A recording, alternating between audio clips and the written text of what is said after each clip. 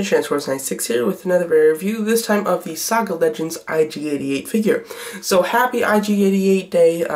If you haven't seen my other two reviews that I posted today, just want to say every December 1st I do I pick one bounty hunter from Star Wars and I do 3 reviews of them. The first one is always Galactic Heroes, and then the next one is either a Saga Legends or a Clone Wars, and then the last one is either a Saga Legends or a vintage figure, and this time it happens to be Saga Legends. So yeah, if you want to go check out my other reviews where I explain it a little bit more, my Galactic Heroes IG-88 review, and then my Clone Wars IG-86 review I also did. So yeah, so overall here is the last one for today. So very cool. This is definitely the most detailed out of all of them. Really incredible sculpt in here. The face sculpt is really nice, really resembling the IG-88, even though it's not too hard to redo him because he is a robot. But the body is where this figure excels. An extreme amount of detail here, even in that kind of the belt, whatever you want to call it, little satchel. It looks really nice. It's got a lot of nice detail, and all the little mechanics and machine parts look really awesome in it. The wiring's all very cool. It's all soft plastic, and then the feet are really nice. This is probably the most delicate. I mean, just because his joints are very small and very thin, they could snap kind of easily, unfortunately.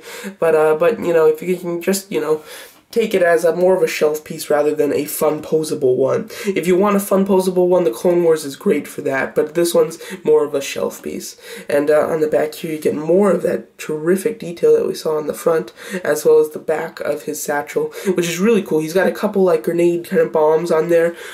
If those were removable and you could just peg them back in, that would be awesome. Unfortunately they're not though. He does have a pistol holder, but he comes with like a bag of weapons, and this is just one of the pistols from that bag. So he doesn't actually come with a specific one that you're supposed to put in there, but that's just the one that I decided to put in there. He also comes with this knife, which is kind of neat. It's a very unique item to him. He does have this, I'm not sure if they actually have it on his back in the movie, but in the expanded universe, this is what he uses. It's very cool, and he can grip it quite nicely, and he can have his knife, which is really neat.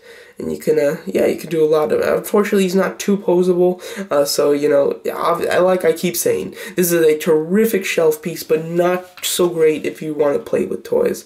His signature weapon that is just really cool is his long, extended rifle, machine gun type thing here. Looks really nice, and he can hold it. You know, he can't hold it that well because he's kind of got a claw. It does fall out, but if you do work with him for a little bit, yeah, there you go. You can get him to hold it, and he looks really cool with this, and it's pretty awesome. To go in a little bit more detail with this weapon, as you can see it here, let's focus, get him off the screen. You can focus a little bit better on it. It looks really nice.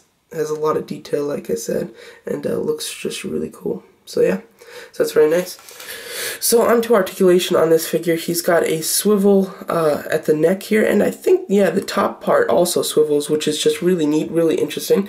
Just a swivel on the shoulders. Would have liked a swivel hinge. I mean, they did that with the Clone Wars one. I wish that they did that with this one, but what are you gonna do? Swivel bicep, hinge, what is it? Hinge elbow, sorry, and a ball jointed waist, or sorry, ab crunch. Duh.